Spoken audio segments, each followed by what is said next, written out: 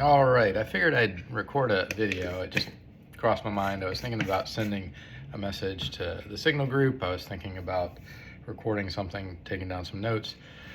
I don't have any notes. This would be somewhat of a ramble, but I was like, maybe I should just record a video and upload it to the YouTube ministry channel as kind of a ministry update as I partake in a gluten-free English muffin Annie burger, we used to call it when I was at a certain squadron working at a certain place that had a certain nickname, Annie.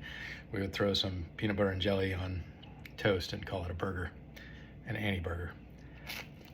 So, and while I drink this very unhealthy Celsius to wash down my Annie burger, there's been a lot of things that I've been thinking about.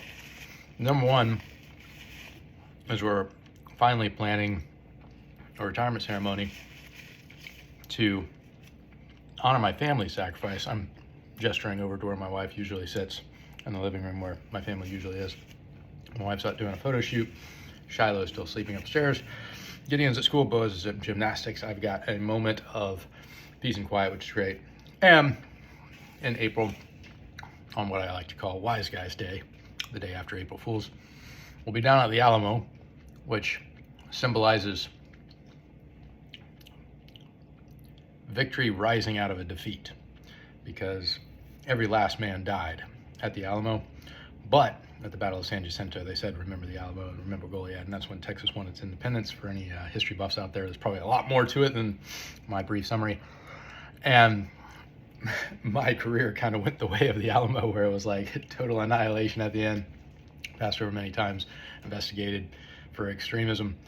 And I have the opportunity to kind of conclude that chapter of life and begin and transition into ministry. So it's kind of like that'll be the finishing touches on this 1.5 year long transition. And what I want to do is make it all about my family, which is a challenging paradox at military events, because it's the military service member that's standing up front, getting the award, getting a promotion, reading the warrant, shaking the hand of whoever. And it ends up being all about them, even though they say, I couldn't have gotten here if it wasn't for all these people. So what I'm going to do, and I am kind of holding myself accountable by recording a message and stuff, is present awards to my sons, citations and all that. Know ye to all who shall see these presents, greetings. Figure out how to get a medal. I was thinking about getting a flag of Texas because the Alamo sells those, but I asked my wife and she's like, hey, I don't really care about the Texas flag. And so I'm like backtracking on that idea, and gifts and stuff. And since I'm not getting an award because I was investigated on the way out, it's a perfect opportunity to kind of fulfill that paradoxical reality and trying to make it all about my family, talk all about them. It's a challenging thing to do. I don't know if I've really ever seen it done all that well, because even in the bio, I was talking to a friend about this. It's, second lieutenant did this, first lieutenant, captain, major, colonel, general.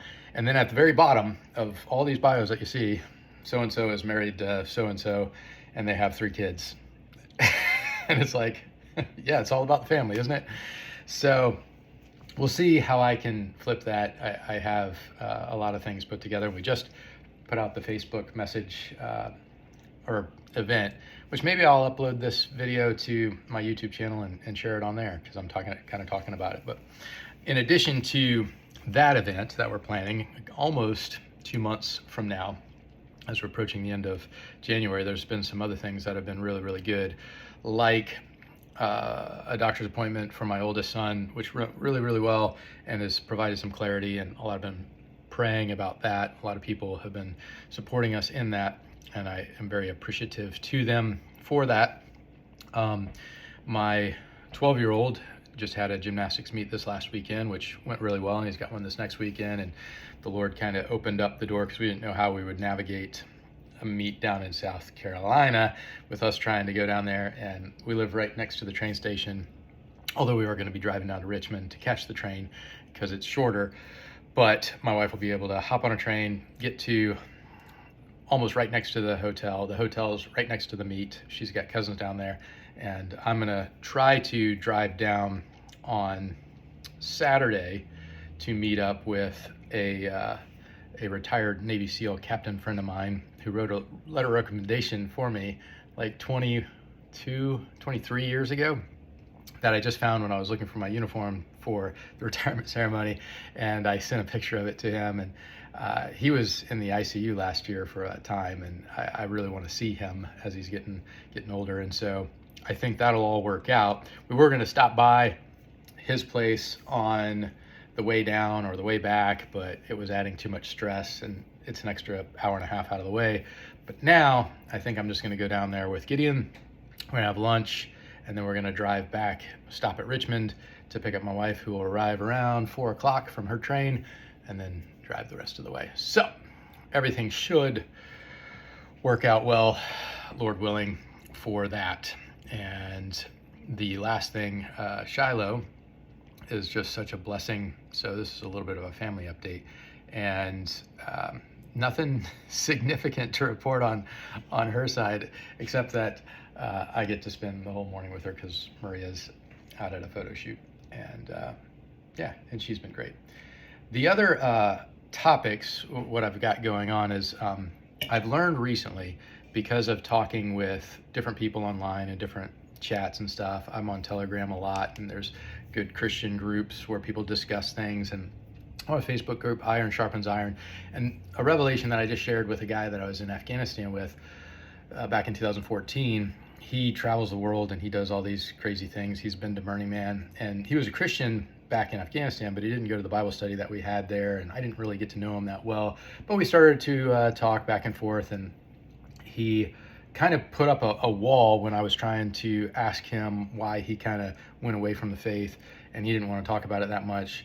He feels like, well, his perception of me is just that I want to tell him where he's wrong. I want to convince him to believe in Jesus, and that was helpful for me to hear that kind of feedback, because I'm like, okay, if I'm coming across in a way that I don't really want to come across, like this shirt, is there more to life? That can come across many different ways. It can come across as making somebody feel like their life's not doing that great, that there's more to what they're living. It could, I don't know, rub people the wrong way, right? And so I was rubbing him the wrong way, and I was confused as to why. And I rub other people the wrong way from various times because I ask certain things or I say things a certain way. And in text, tone is very difficult, but it's a process, right? And it takes time to build relationship with people. One of the guys who's going to be down at the retirement ceremony, the chaplain, he is going to do the invocation of benediction. Maybe I wanted my uncle Joey to be there, but he's going to be in France or something like that. He's traveling a lot, so he's not going to be able to make it all the way to Texas from Australia. And I got to see him in California at my cousin's wedding back in October. I got to remind me to invite my cousins and stuff.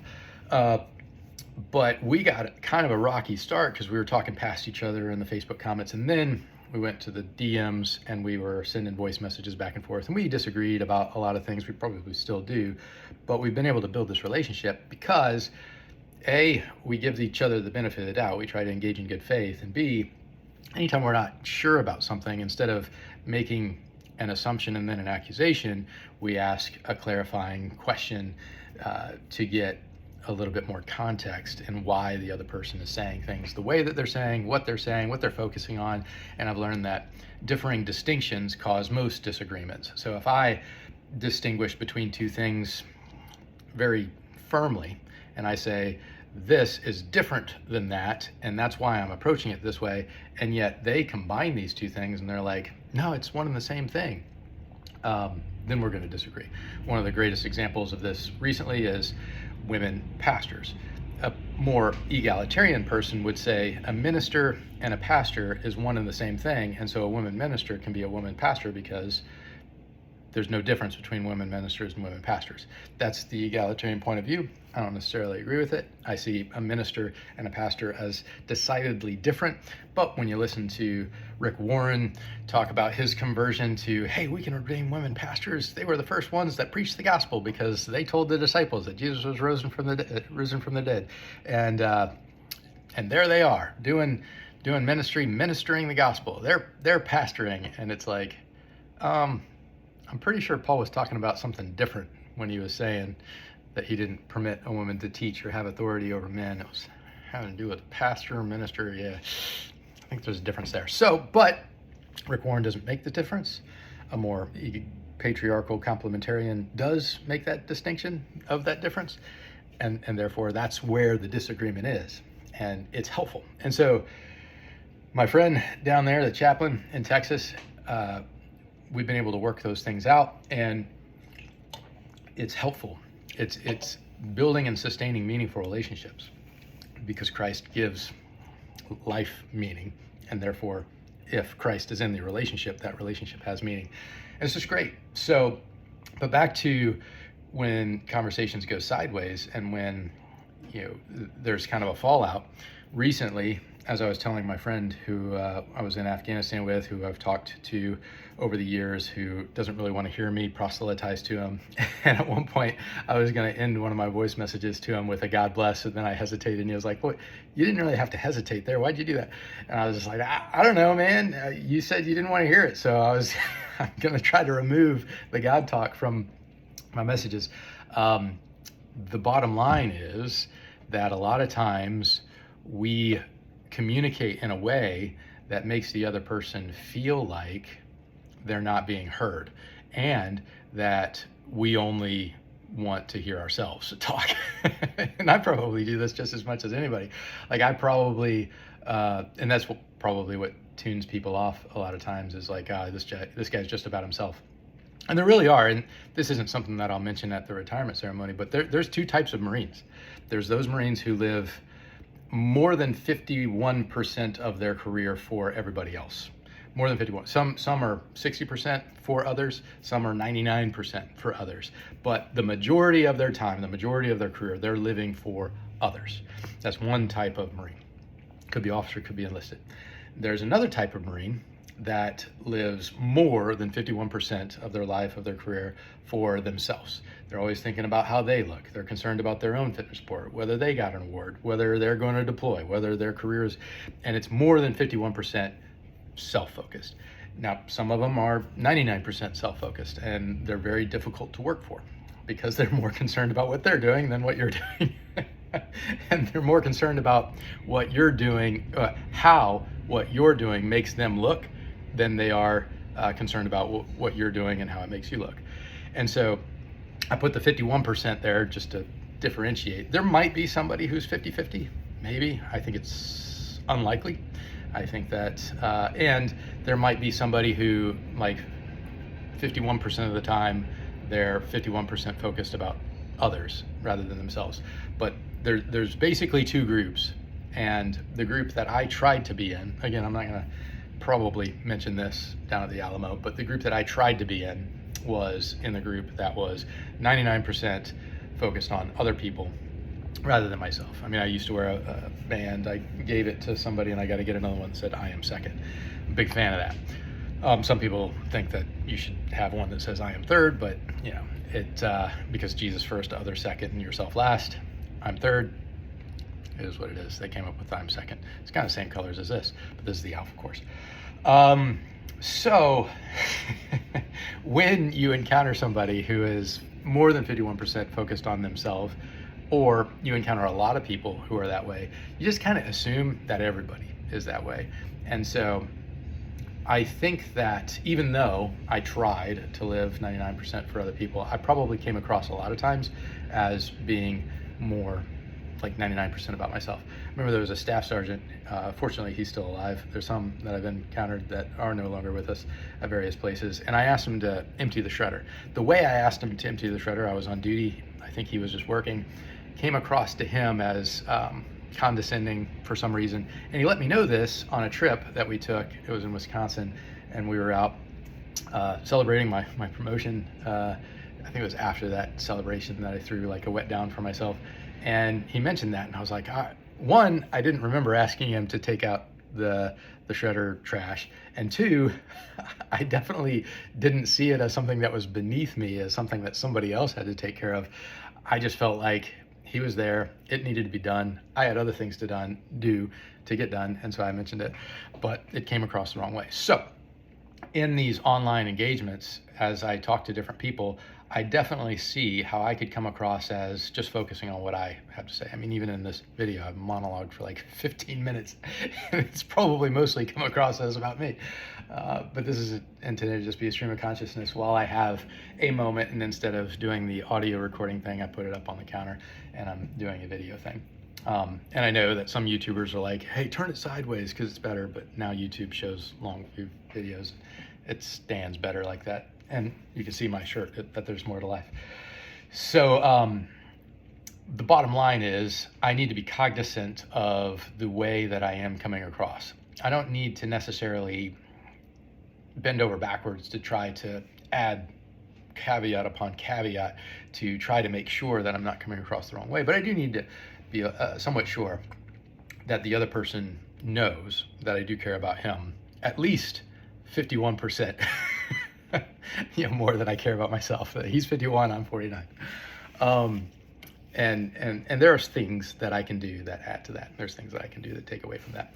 The last example is a back and forth that I had with some lawyer on Telegram. I'm trying to learn about fundamental law. I'm trying to apply that to what we're doing in an Airbnb business and just what happened to me in general with Constitution versus what is called tribunals, and what local governments can do based on what the state constitution allows them to do. A lot of times people get away with a lot of different things, right? So I'm learning, and there's the Josiah project that Jaron Jackson is putting out, and I reach out to this guy who Jaron Jackson mentions back at the end of December, and he invites me some Twitter spaces, and I listen to some of it, but a lot of it's about topics that I just don't really care about right now. I mean, some people are losing their kids to CPS, Child Protective Services. Some people are concerned that they're going to lose the right to bear arms and they want to carry their guns everywhere.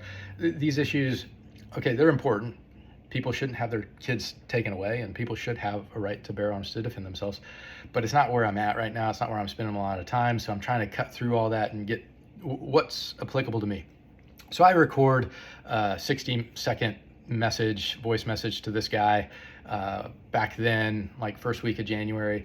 The following week I follow up and I'm like, hey, I didn't hear back. I record another one, then I record a third, and I joined one of the Twitter spaces. Nobody was there. I texted him, he didn't respond, and last night he was responding. So last night I asked him a question. He was like, hey, did you watch this video? I was like, no, I heard about it, but I'll go listen to it.